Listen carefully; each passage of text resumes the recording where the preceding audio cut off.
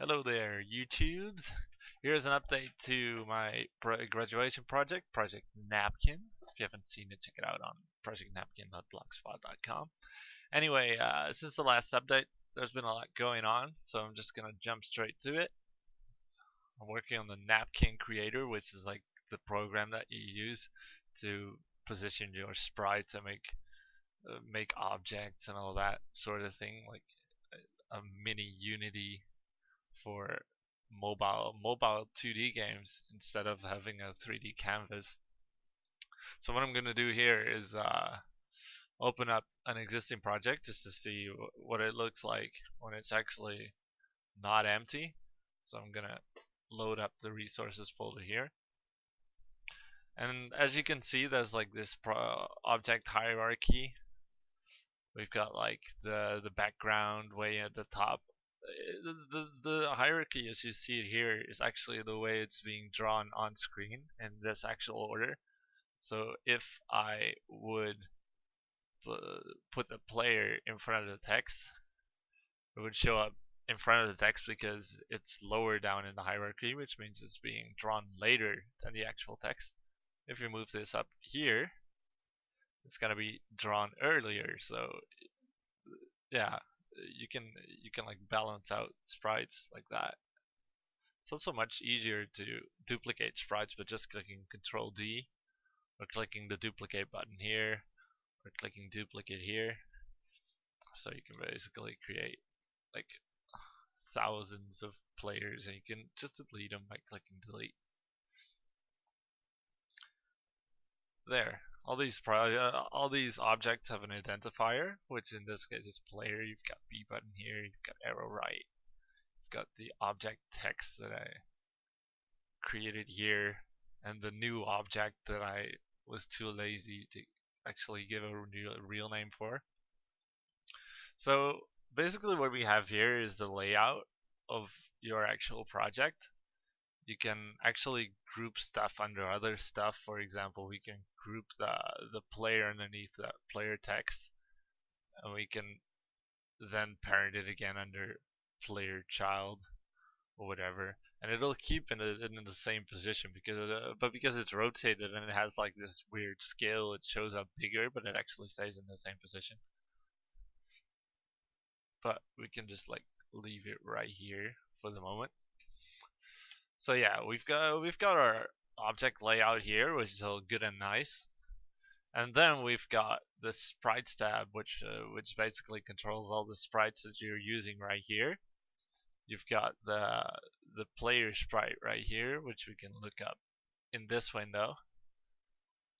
The player sprite is actually this part over here. And the sprite editor is mainly meant to like be an easy way of creating sprites instead of specifying the rectangles that most 2D game creators are so used to. Instead, I wanted to make it a little easier, so what you can just like do here is just drag a rectangle in this view. For example, we want the lower left corner of the A button. Specify that as a sprite and just call it like the cool main sprite and add it, which basically means that you can use it in the editor now. So if you wanted to, instead of having like a Mario kind of sprite, we could use the cool main sprite and it'll like be the lower left corner of the A button. And we could also give it like, because you can change the colors of the sprites as well. So what you can basically do is click the color button and it'll show up with this cool dialogue. And basically if you want to have like a red A button because that's like your mood right now, you can select the red one and it'll show up red as well. You can do alpha value the tweaking as well here. So if you want to have like a half transparent lower left part of the A button that you can use to like walk around with, and if that's your thing, like yeah, then there you go. So let's change this back to the player sprite and just give it like a white color to also up the alpha value just a bit. I'm gonna show you how to deploy in a second, but anyway, that's how you create sprites, and then you can use them in the editor. So that's pretty sweet. And yeah, so you can even select text as well just by clicking on the text itself, which is pretty nice, I guess. Anyway, that's yours to judge. And the target tab is somewhat interesting because you've got a build target here, which is currently set to Android, which means if I build a project right now by pressing Control Enter or using like the stuff here, you can actually build and deploy your project right then and there. So if you have your Android phone connected, you can just press Control Enter and it will show up on your device within like 5 seconds. The target device means that currently the device that you're actually building for, which could be anything really. I've got the iPad 1, iPhone 4S, and the iPhone 5 in the list. As you can see, if I select the iPhone 5, it gets a little wider because, well, the iPhone 5 is a bit longer than a normal phone. And the orientation is the current orientation of the project. So if I change that to portrait, it would just show, yeah, part of the screen, and in the, yeah, just the way it would show up on an iPhone 5 with the cool borders around it. So you can actually see what is going on the screen and what is just off of the screen, basically. The camera size is pretty interesting as well because you can adjust the field of view as you will or something similar. I'm not even sure what the correct name for that is. So basically what you can do here is change it to like 600 or 500 and it'll update in the view.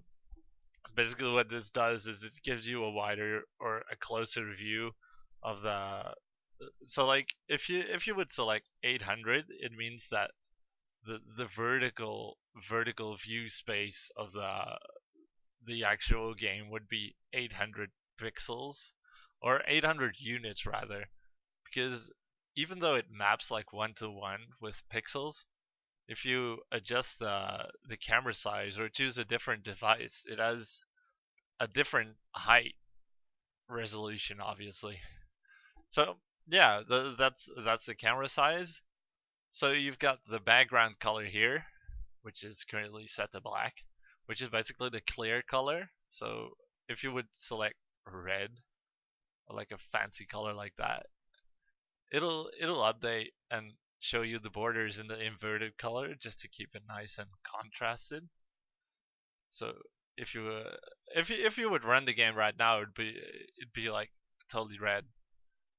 I'll show that in a second. But so yeah, let's set this back to black for now. And well, in the MISC we've got like all sorts of cool stuff like the fonts. You can import new fonts. You can remove fonts.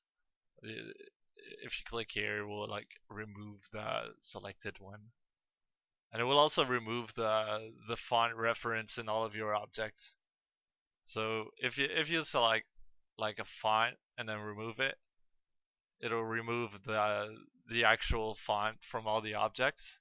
So what we can do is just import the same font by going to the, where did I put it? There we go.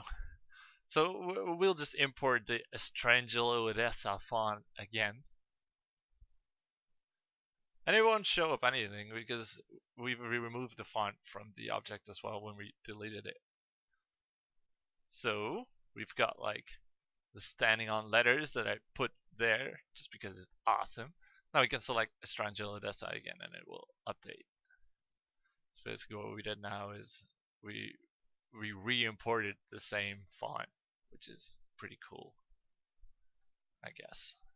So basically now we'll get to the interesting part where we actually deploy the game to an actual device, or to the PC rather, because I don't have a webcam right now, so I can't show it actually running on the Android or iOS because you'd need a Mac and a webcam. I don't have either. So anyway, yeah, we'll just set this to be the build target, and it'll be for the PC, and it will just pretend like it's a Samsung Galaxy S2. Just leave it in landscape because I'm not sure whether the pointer will actually. Oh, I guess it will. I guess it will. So we will set it to port. No, wait, I can show you the actual thing. Anyway, so we've got the cool test scene going on, and all of a sudden we want the player to be green because that's the color you want the player to be. So basically, all you do is just like click target and build plus run, which means that it will build and run the game. So yeah, we're gonna press that, and it'll actually show you the game as it would appear on the Samsung Galaxy S2, which is pretty cool, and we can interact with this as well because I've made like a little scene. Gives you like the cool platform thing. So as you can see, like it's nice and updating, and we've got like this little cool console as well, so you can see your output that you've actually specified with like printf. So we're going to quit this, and we're going to show you the actual game that is right here, actually. So we're going to show you the C++, which looks a bit daunting, but it isn't really because player is find object player, which is basically the same player as we have right here. The player X, blah blah blah. That's all the platform stuff. It's not really interesting. So we've got the button A, which is find object A button. And we've got our object game update and touch event, but it's not really what I use for the input detection because we need multi-touch for platform games because you want to be able to press the button left and jump at the same time, which is not possible with just detecting one touch, unfortunately. Anyway, yeah, so I do that by just going through all the touches and seeing if it actually is inside, because I made that handy function, is inside the actual position of the current touch, which is the T post.